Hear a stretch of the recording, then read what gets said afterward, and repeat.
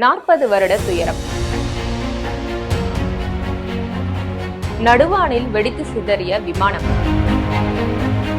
கணவரையும் மகளையும் இழந்த ஜெயஸ்ரீயின் 40 வருட சோகம். ரெஜிஸ்டரே ஆளை எனக்கு அழக்கூட முடியல. எங்கள் அக்காவை தான் எனக்காக சேர்த்துட்டு ஒரேடியாக அழுதுட்டு இருந்தான். எனக்கு அழவே முடியல. அந்த மாதிரி ஒரு ஷாக்காக இருந்தது எனக்கு. ஸோ ரொம்ப வருஷமே எனக்கு அக்செப்ட் பண்ணுறதுக்கே முடியாத அளவுக்கு ஷாக்காக இருந்தது. 40 வருட துயரம் இன்னும் நடுராத்திரிகளில் நினைவுகளில் கண்களின் ஓரம் கண்ணீரை கசிய வைத்துக் கொண்டிருக்கிறது. சமீபத்திய அகமதாபாத் ஏர் இந்தியா விமான விபத்தில் வெவ்வேறு கனவுகளுடன் பயணித்து மரணித்தவர்களுக்காக நாம் சமூக வலைதளங்களில் வருத்தப்பட்டு அஞ்சலி செலுத்திக் கொண்டிருந்தோம். இது போலவே ஏறத்தாழ 40 வருடங்களுக்கு முன்பு ஏற்பட்ட ஏர் இந்தியா கனிஷ்கா விமான விபத்தின் சுவடுகள் இன்னும் பலரது வாழ்க்கையை சோழியாக உருகுலைத்து போட்டிருக்கிறது. நீர் நிறைந்த கல்லறையாக அட்லாண்டிக் பெருங்கடல் மரண ஓலத்தில் கதறியது. 1985 ஆண்டு ஜூன் 23 காலை பொழுது ஜெயஸ்ரீக்கு அத்தனை சந்தோஷமாக விடியவில்லை. ஜெயஸ்ரீக்கு மட்டுமா? கனடாவில் இருந்து டெல்லி மற்றும் மும்பை நோக்கி வெவ்வேறு கனவுகளுடன் ஏர் இந்தியா விமானத்தில் பயணித்த 329 பேரின் குடும்பத்தினருக்குமே அன்றைய தினம் அத்தனை சந்தோஷமாக விடியவில்லை. கனடாவின் டொரண்டோவில் இருந்து மும்பைக்கு புறப்பட்டு அயர்லாந்தின் மேற்கு கடற்கரைக்கு அருகே அட்லாண்டிக் பெருங்கடலில் விமானம் சென்று கொண்டிருந்த போது நடுவானில் விமானத்தில் வைக்கப்பட்டிருந்த குண்டு வெடித்தது. இந்த குண்டு வெடிப்பில் விமானம் நொறுங்கி கடலில் விழுந்தது. இதில் 22 விமான ஊழியர்கள் உட்பட விமானத்தில் இருந்த 329 பேரும் உயிரிழந்தனர். உயிரிழந்தவர்களில் பெரும்பாலானோர் கனடா மற்றும் இந்தியாவை சேர்ந்தவர்கள். கனடா வரலாற்றில் மிகப்பெரிய பயங்கரவாத தாக்குதலாக கருதப்படும் இந்த துயர சம்பவம் மொத்த உலகையே உலுக்கியது. கனிஷ்கா விமான விபத்து என்று பிரபலமாக அறியப்படும் இந்த விபத்து ஏர் இந்தியா விமான வரலாற்றின் சோகமான அத்தியாயமாக கருதப்படுகிறது. இந்த விபத்தில் தனது கணவரையும் மகளையும் பறிகொடுத்த ஜெயஸ்ரீ தனது நினைவுகளை பகிர்ந்து கொள்கிறார். இந்த ஏர் இந்தியா கனிஷ்கா விமானத்துல உங்களுக்கு தெரிஞ்சவங்க ஃபேமிலி மெம்பர்ஸோ இல்லை நண்பர்கள் யாராவது பாதிக்கப்பட்டிருந்தாங்களா? அதை பற்றி கொஞ்சம் சொல்ல முடியுமா? யார் உங்களுக்கு எப்படி உறவு அப்படின்னு? என்னோட ஹஸ்பண்டும் என்னோட 7 வயசு பொண்ணும் அதில் இருந்தாங்க. ஸோ மற்றபடி எனக்கு தெரிஞ்சவங்கன்னு அதில் இல்லை. எல்லாம் மற்ற ட்ராவலர்ஸ் தான் எனக்கு தெரிஞ்சவங்கன்னு அதில் இல்லை. இவங்க 2 பேரும் தான் எனக்குமே உறவாக இருந்தது. இது கண்டிப்பாக ஒரு பெரிய இழப்பு தான். ஸோ அன்னைக்கு ஜூன் 23 1985 அன்னைக்கு அந்த செய்தி வரும்போது நீங்கள் என்ன பண்ணிட்டு இருந்தீங்க? இன்னைக்கு மாதிரி அன்னைக்கு சோஷியல் மீடியா கிடையாது, மொபைல் ஃபோன் கிடையாது. ஆமாம். என்ன பண்ணிட்டு இருந்தீங்க? எப்படி அந்த செய்தி உங்களை சேர்ந்தது? அன்னைக்கு ஆக்சுவலாக நான் தூங்கிட்டு தான் இருந்தேன். மான்ட்ரியால்லேருந்து என் ஃப்ரெண்டு கூப்பிட்டுட்டு அவர் ஒன்றும் சொல்லாமல், நீ இன்னொரு ஃப்ரெண்டை கூப்பிட்டுட்டு நீ அவளை உன்னோட இருக்க சொல்லு, இப்போ கூப்பிடு, அவளை கூப்பிடு, நானும் அவளை கூப்பிடுறேன், நீ கூப்பிடுன்னு ஆச்சுன்னா, ஏன் நீ அப்படி சொல்கிறேன்னு, இல்லைம்மா நான் சொல்கிறது நீ கேளு, நீ கூப்பிடுன்னு என்னன்னு சொல்லலை. அவர் என்கிட்ட என்னன்னு சொல்லலை. அவர் பேசிகிட்டே இருக்கிற சமயத்தில் நான் ஒரு அப்பார்ட்மெண்ட்டில் இருந்தேன். அப்போது அந்த என்ட்ரன்ஸ் பஸ்ஸர் சவுண்ட் ஆனது. ஸோ பஸ்ஸர் ஓப்பன் பண்ணி இன்னொரு ஃப்ரெண்டும் 2 பேர் அவங்க வந்தாங்க. அப்புறம் அங்கே வந்துட்டு எனக்கு ஒன்றும் புரியல, என்ன அது என்னன்னு கேட்டேன். அப்போ தான் அவங்க டிவி போட்டாங்க, அதில் இந்த நியூஸ் வந்துட்டு இருந்தது. எனக்கு ஒன்றுமே புரியல என்ன. ஸோ அந்த சமயத்தில் ஒரே நம்மாக இருந்தது. எனக்கு ஒன்றும் ரெஜிஸ்டரே ஆகலை அப்படின்னு. கிராஷ் ஆச்சு அப்படின்னாக்கா போயிடுச்சிருவாங்க, யாராவது ரெஸ்கியூ பண்ணிவிடுவாங்க, அந்த மாதிரி தான் போயிட்டே இருந்ததே ஒழிய எனக்கு போக போக அவங்க சொல்லிகிட்டு இருந்தாங்க, ஒன்றும் சர்வைவர்ஸ் ஒருத்தரும் இல்லைன்னு சொன்னது ரெஜிஸ்டர் ஆள் எனக்கு. அதுக்குள்ளே பகலில் எங்கள் அக்கா யூஎஸில் இருக்கிற மிஷிகனில் டெட்ராய்டில். ஸோ அவளும் இன்னும் ஒரு ஃப்ரெண்டு, அவங்க ஃபேமிலி, அவர் ஹஸ்பண்ட் பொண்ணெல்லாம் இந்தியாவில் இருந்தாங்க அப்போ வெக்கேஷனுக்கு. ஸோ அவளும் ஒரு ஃப்ரெண்டு அவளை கூட்டிகிட்டு வந்தாங்க. அவங்க என்னோட ஷி வாஸ் வித் மீ, அவள் தான் என்னோட இருந்தாங்க. எனக்கு மேஜர் ஷாக்காக தான் இருந்தது அது. எனக்கு லைக் ரெஜிஸ்டரே ஆளை எனக்கு அழக்கூட முடியல. எங்கள் அக்காவை தான் எனக்காக சேர்த்துட்டு ஒரேடியாக அழுதுட்டு இருந்தான். எனக்கு அழவே முடியல. அந்த மாதிரி ஒரு ஷாக்காக இருந்தது எனக்கு. ஸோ ரொம்ப வருஷமே எனக்கு அது ஒரு என்னன்னு சொல்கிறது, அக்செப்ட் பண்ணுறதுக்கே முடியாத அளவுக்கு ஷாக்காக இருந்தது. ஸோ அந்த சமயத்தில் உங்களுக்கு வந்து கெனடியன் அரசாங்கமோ இல்லை இந்த சமூகமோ உங்களுக்கு ஏதாவது ஆதரவு கொடுத்தாங்களா? ஃப்ரெண்டு அந்த மாதிரி சொந்த ஃப்ரெண்ட்ஸு அங்கே தான் சப்போர்ட்டாக இருந்தாங்களே ஒழிய கவர்மெண்ட்டுன்னு ஒன்றும் எங்களுக்கு சப்போர்ட்டே இல்லை. நானும் எங்கள் அக்காவும் அயர்லாண்ட் போனோம். அப்போது அங்கே போனப்போ கூட கெனடியன் கவர்மெண்ட்லேருந்து எங்களுக்கு ஒரு சப்போர்ட்டுமே இருக்கல. ஐரிஷ் பீப்புள் தான் ரொம்ப சப்போர்ட்டாக இருந்தாங்க. ஏர் இண்டியாவில் கொஞ்சம் பேர், எங்கள் ஃப்ரெண்டோட ரொம்ப க்ளோஸ் ஃப்ரெண்ட் ஒருத்தர் ஏர் இண்டியாவில் ஒர்க் பண்ணார். ஸோ அவர் கொஞ்சம் ஹெல்ப் பண்ணார் இந்த மாதிரி இதுக்கெல்லாம். பட் மற்றபடி நாங்கள் போய் கொஞ்சம் நாளில் ஒரு 2 நாளில் என்னோடய பிரதர் இந்தியாவிலேருந்து வந்தான், ஓல்டர் பிரதர். அவன் வந்துட்டு நாங்கள் 3 பேரும் இருந்தோம். பட் கெனடியன் சப்போர்ட்னு ஒன்றுமே இருக்கல. கெனடியன் அஃபிஷியல் ஒருத்தருமே வரல. ஒன்றும் ஒரு இன்ஃபர்மேஷனும் இனிஷியலாலாம் ஒன்றுமே அவங்கக்கிட்டேருந்து வரல.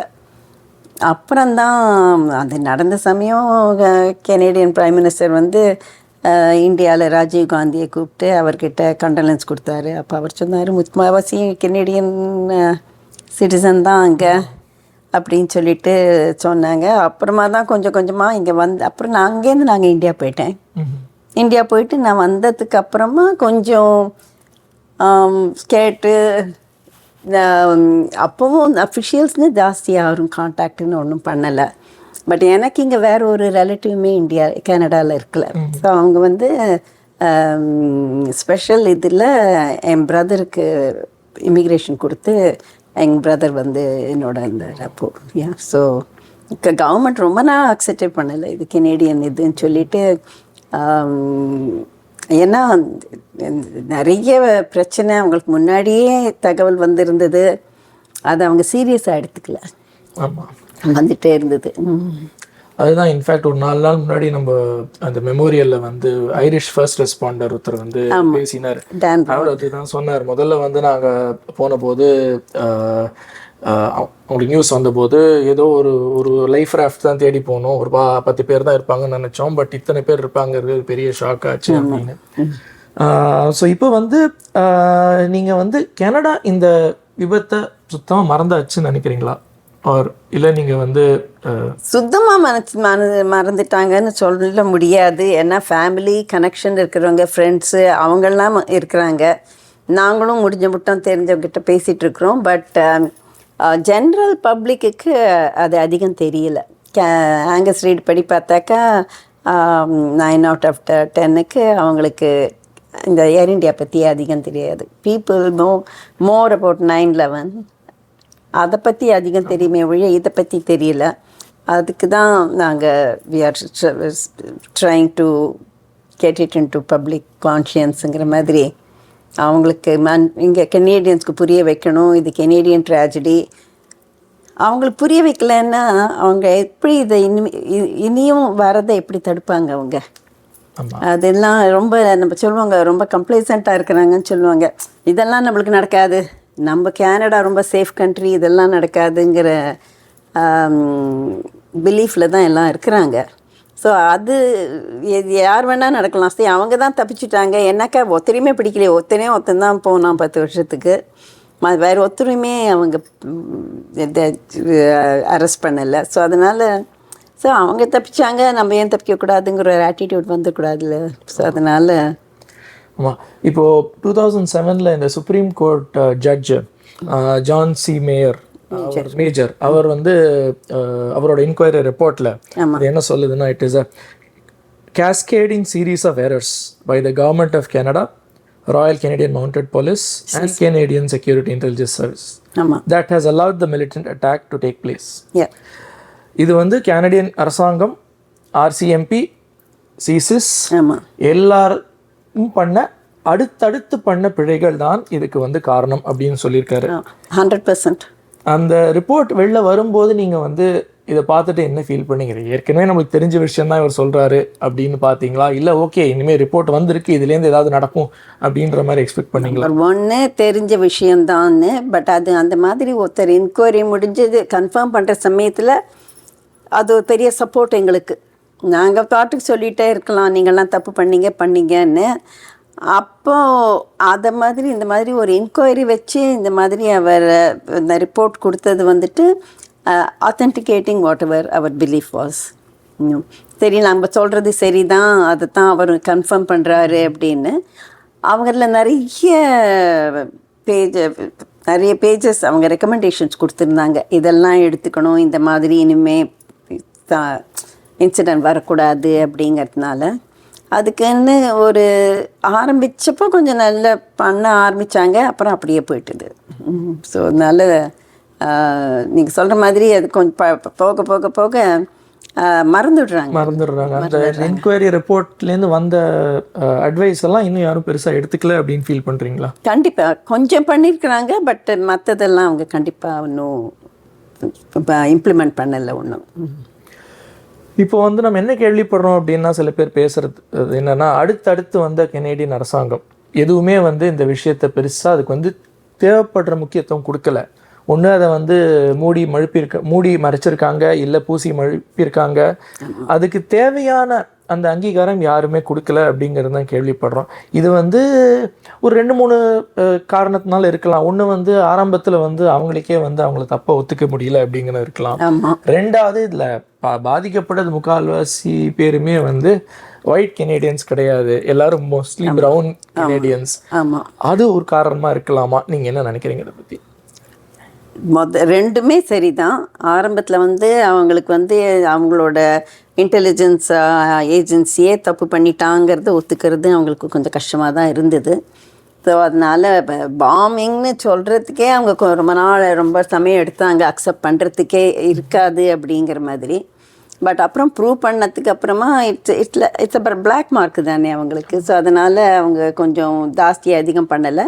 அண்ட் டெஃபினெட்லி ரேசிசம் ஆல்சோ கொஞ்சம் அதை கொஞ்சமே இல்லை, நிறையவே அதில் இருந்தது. இது 270 பேர் வெள்ளை கெனேடியனாக இருந்திருந்தாங்கன்னா அவங்களோட ரியாக்ஷன் டிஃப்ரெண்ட்டாக இருக்கும்னு நாங்கள் இன்னும் நம்புகிறோம். இந்த ஆங்கஸ் ரீடோட ரிசர்ச் ரிப்போர்ட் பார்த்தீங்கன்னா அதில் என்ன சொல்லுது அப்படின்னா, 32% கெனேடியன்ஸுக்கு வந்து இந்த விஷயத்தை பற்றியே தெரியல. ஆமாம். அதுக்கு மேலும் இதை பற்றி தெரிஞ்சிருந்த கெனேடியன்ஸ் என்ன, அதில் 60% என்ன சொல்கிறாங்கன்னா, கனடா வந்து இது ஒரு ஒரு ஒரு பெரிய விபத்தாக வந்து கன்சிடர் பண்ணலை, அதுக்கு தேவையான அங்கீகாரம் கிடைக்கல அப்படின்னு சொல்கிறாங்க. இப்போ நீங்கள் வந்து அதை கம்பேர் பண்ணி பார்த்தா நீங்கள் வந்து அயர்லாண்டில் வந்து இதை பற்றி ஜாஸ்தி பேசுகிறாங்க அப்படின்னு சொல்கிறீங்க. கண்டிப்பாக உங்களுக்கு இது கனடாவிலோ இல்லை வேற ஒரு உலகத்தில் வேறு ஏதோ நாட்டிலையோ, இந்தியாலேயோ, கனடாலேயோ, அயர்லாண்ட்லேயோ இதை வந்து இன்னைக்கு வந்து ஞாபகம் வச்சுருக்காங்களா? Has it gotten its due remembrance anywhere in the world? அயர்லாண்டை தவிர வேற எங்கும் இருக்கிறதா எனக்கு தெரியல. இந்தியாவிலேயே இருக்கிறதா எனக்கு தெரியல. இந்தியாவில் ஒன்றும் ஒரு மெமோரியல் கூட கிடையாது இவங்களுக்கு. இங்கே கனடாவில் 4 இருக்குது, அயர்லாண்டில் 1 இருக்குது. பட் இந்தியாவில் ஃபேமிலியெல்லாம் கேட்டுட்ருக்காங்க, அதுக்கு எப்படி ஒரு மெமோரியல் கூட இல்லை. அங்கே இருக்கிற ஃபேமிலிக்கு எங்களுக்கெல்லாம் இங்கே போய் டொரண்டோக்கு, மான்ட்ரியாலில், ஆட்டவா, வேன்கூவரில் இருக்கிறவங்கெல்லாம் அங்கே மெமோரியலுக்கு போய் அன்றைக்கோ எப்போவோ ஃபேமிலியோட இந்த முக்கியமான டேட்டு, பிறந்த நாள், இது வர சமயத்தில் அங்கே போய் ஒரு பூவை போட்டுட்டு அங்கே அந்த ரெஸ்பெக்ட் பண்ண கொடுக்கறதுக்கெல்லாம் எங்களுக்கு இருக்குது. இந்தியாவில் இருக்கிறவங்களுக்கு இல்லை அது இன்னும். ஸோ அயர்லாண்டை தவிர வேற எங்கேயும் இதை மனசில் வச்சிருக்கிறதா தெரியல எனக்கு. இப்போ போன வாரம் பார்த்தீங்கன்னா மத்திய அமைச்சர் திரு கேரி ஆனந்த சங்கரி அயர்லாந்து போயிருந்தாரு.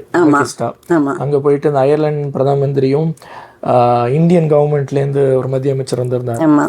எல்லாரும் வந்து போயிருந்தாங்க ஹைகிஸ்டாக்கு. கனடா அரசாங்கம் சார்பாக இது வந்து ஒரு புது ஸ்டார்ட் அப்படின்னு பார்க்குறீங்களா, இல்லை முன்னாடி நடந்தது அப்படியே நடந்துட்டு இருக்கு? இப்போ புது கவர்மெண்ட், மார்க் கார்னியோட கவர்மெண்ட் வந்து இதை கொஞ்சம் இதுக்கு தேவைப்படுற ரெக்கக்னிஷன் கொடுப்பாரா? ஏதாவது கொடுப்பாருங்கிற ஒரு ஹோப் எங்களுக்கு. ஏன்னாக்கா இந்த மேஜராக இப்போ 10வது வருஷம் 20வது வருஷம்னு வர சமயத்தில் பிரைம் மினிஸ்டர்லாம் வந்திருந்தாங்க, பால் மார்டின் அவர் எல்லாமும் வந்திருந்தாங்க, அந்த மாதிரி இருந்தது. பட் அதர்வைஸ் ரெகுலராக வருஷம் அப்படியெல்லாம் நாங்கள் ஃபேமிலி தான் போவாங்களே ஒழிய மற்றவங்க அதிகம் போக மாட்டாங்க. இதில் வந்து மார்கானி வந்தத்தில் நாங்கள் எதிர்பார்க்குறோம் பண்ணுவார்னு நினைக்கிறேன். இப்போ வந்து அன்னைக்கு செனட்டில் வந்து அது கொஷின் பீரியடில் அதை கேட்டாங்க, இந்த மாதிரி 40 வருஷம் ஆயிட்டுது, என்ன பண்ண போகிறது அப்படின்னு. அப்புறம் நிறைய பேர் இப்போ வந்து அந்த கலிஸ்தானிஸ் அவங்களையும் கேட்குறாங்க. நிறைய பேர் நாங்களும் அதெல்லாம் ரேஸ் பண்ணோம். அவங்களுக்கு ரொம்ப பவர் வந்துட்டுருக்கு, அவங்கள எப்படி அதை கண்ட்ரோல் பண்ண போகிறீங்கன்னு. எல்லா சீக்கும் கெட்டவங்க கிடையாது, எல்லாருமே நல்லவங்க. எல்லாருமே கம்யூனிட்டியவே ப்ளேம் பண்ண முடியாது. அது ஒரு குரூப்பில் அவங்க வந்து ரொம்ப ஸ்ட்ராங்காக இருக்கிறாங்க. ஸோ அதை எப்படி கவர்மெண்ட் வந்து கண்ட்ரோல் பண்ண போகிறாங்க அப்படின்னு சொல்லிட்டு அந்த மினிஸ்டர்கிட்ட கேட்டோம் நாங்கள். அவர் சொன்னார், எல்லாத்தையும் நான் எடுத்துகிட்டு போய் நான் பிரைம் மினிஸ்டர்கிட்ட பேசுகிறேன்னு சொல்லியிருக்கிறாரு. ஸோ வி ஆர் ஹோப்பிங் கொஞ்சம் இவர் வந்ததில் இந்த இஷ்யூ எனக்கு இப்போ கனடாவில் வந்துட்டு எங்கேயுமே மெமோரியல் இருக்குதே ஒழிய இப்போ மியூசியமில் இதிலெல்லாம் ஒன்றும் கிடையாது. ஸ்கூலில் வந்து Canadian part of Canadian history தானே இது. ஐ மீன் பிளாக் மார்க் இருக்கலாம், but still part of Canadian history. So அதை பற்றி ஸ்கூல்லலாம் ஒருத்தருக்கும் சொல்கிறதில்ல, ஒன்றும் பண்ணுறதில்ல. ஸோ அதனால்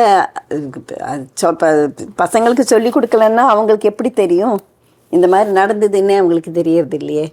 ஸோ அதுக்கெல்லாம் தான் நாங்கள் வந்து குரூப்பு இப்போ ஃபைட் பண்ணிகிட்ருக்குறோம். கரிக்குலமில் இன்க்ளூட் பண்ணணும், மியூசியமில் அந்த எக்ஸிபிட் மாதிரி வச்சு அதை ஹிஸ்ட்ரி கொடுக்கணும். இப்போ ஹெரிட்டேஜ் மினிஸ்ட்ரியோ ஹெரிட்டேஜ் மியூசியம், வார் மியூசியம் அது மாதிரிலாம் இருக்குது. அதிலெல்லாம் சம் ஆஃப் த அங்கே கலெக்ட் பண்ண அந்த இதெல்லாம் அந்த ஏர்க்ராஃப்ட் பீசஸ் அதெல்லாம் பாதி இந்தியாவில் இருக்குது, இங்கேயும் வேன்கூவர்லேயும் கொஞ்சம் இருக்குது. ஏன்னா அவங்க வந்து அந்த ட்ரையல் போதெல்லாம் அதெல்லாம் வச்சுருந்தது. நாங்கள் அதெல்லாம் ரிலீஸ் பண்ணுங்க, அதெல்லாம் இந்த மாதிரி மியூசியத்தில் வச்சாக்கா பார்க்குறவங்களுக்கு தெரியணும் அதோட டெவஸ்டேஷன் எவ்வளவு பெருசாக இருந்தது அப்படின்னு தெரியணும். அப்போ அதை பார்த்தா தானே நம்மளுக்கும் ஒரு மனசில் படும், இது மாதிரி தான் நடக்கும், இந்த மாதிரி ஃப்யூச்சரில் இருந்தால் இது தான் ரிசல்ட்டாக இருக்கும் அப்படின்னு தெரியணும். அதுக்காகலாம் கேட்டுட்ருக்குறோம். இப்போ அது கவர்மெண்ட்டுக்கு நாங்களும் சொல்லியிருக்கிறோம், ஆனால் அந்த கேரி மூலமாக சொல்லியிருக்கிறோம். அதனால் ஹோப்ஃபுல்லி நடக்கும்னு நினைக்கிறேன். எது தான் ஹோப் தான் பண்ண முடியும், ஸோ ஒன்றும் பண்ண முடியாது. ஓகே, என்னோட அடுத்த கேள்வி அதை பற்றி தான் இருந்தது, பட் நீங்கள் அதுக்கு ஆல்ரெடி பதில் சொல்லிட்டீங்க. அடுத்து வரப்போகிற தலைமுறைக்கு இதை வந்து இந்த இன்சிடெண்ட்டை வந்து ஞாபகப்படுத்தணும் அப்படின்னா நம்ம என்னெல்லாம் மாற்றங்கள் கொண்டு வரணும்? கெனடியன் சொசைட்டி, கெனடியன் கவர்மெண்ட் சார்பாக என்னென்னலாம் மாற்றம் கொண்டு வரணுங்கிறதுக்கு நீங்கள் இப்போ ஆல்ரெடி பதில் சொல்லிட்டீங்க. June 23rd வந்து கெனடியன் கவர்மெண்ட்டில் வந்து remembering the victims of terrorism அந்த மாதிரி தான் கொடுத்துருக்குறாங்க.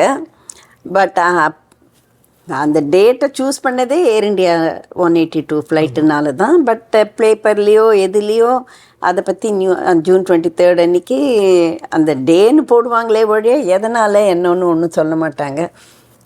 ஸோ அதை பற்றி பேசணும், கவர்மெண்ட்டில் இருக்கிறவங்களும் பேசணும். அன்றைக்கி வந்து இது பப்ளிக் மீடியா எல்லாருமே கொஞ்சம் பண்ணினா தான் இது எல்லாருக்கும் தெரிய வரும். பட் அது ஒருத்தரும் பண்ண மாட்டேங்கிறாங்க. அதெல்லாம் தான் கேட்டுட்ருக்குறோம், நாங்கள் இன்னும் கேட்டுட்ருக்குறோம். பட் இப்போ வந்து கொஞ்சம் மாறுற மாதிரி ஒரு ஃபீலிங், அட்லீஸ்ட் எனக்கு அந்த மாதிரி. இப்போ மார்கானி வந்ததில் கொஞ்சம் ஒரு வேளை இதுக்கு மோர் அவேர்னஸ் இருக்குமோ அப்படின்னு எதிர்பார்க்குறேன் நான். இப்போ இதில் பாதிக்கப்பட்ட ஃபேமிலிஸ் எல்லாருமே வந்து இன்னும் தொடர்பில் இருக்கீங்களா? வருஷம் நீங்கள் மீட் பண்ணுறீங்களா? எங்கள் மெமோரியலுக்கு எவ்ரி இயர் அந்த இதில் சர்வீஸ் இருக்கும். நாங்கள் ஊரில் இருக்கிறவங்கெல்லாம் போவோம், இன்னும் சம்டைம்ஸ் ஊரில் இருக்க மாட்டோம். அந்த மாதிரி இருக்கிற சமயத்துலலாம் நாங்கள் அங்கே போய் மீட் பண்ணுவோம். எங்களுக்கு ஒரு குரூப்பு, சோஷியல் மீடியா குரூப் இருக்குது, வாட்ஸ்அப் குரூப்பு அந்த மாதிரி இருக்குது. ஸோ நடக்கிறச்சே எங்கேயாவது இதை பற்றி நடக்கிறது, யூஎஸில் இதை எனிதிங் அதெல்லாம் நடக்கிறதெல்லாம் அதில் நாங்கள் போட்டோம்னாக்கா அது எல்லாருக்கும் குரூப்பில் இருக்கிறவங்க எல்லாருக்கும் தெரியும் அந்த மாதிரி. அதனால் நிறைய பேர் கூட பழக்கத்தில் இருக்கும். பட் போக போக இந்த மெமோரியலுக்கு போகிற சமயத்தில் கொஞ்சம் மனசு கஷ்டமாக இருக்குது. ஏன்னா எவ்ரி இயர் நம்பர் குறைஞ்சிட்டே வருது.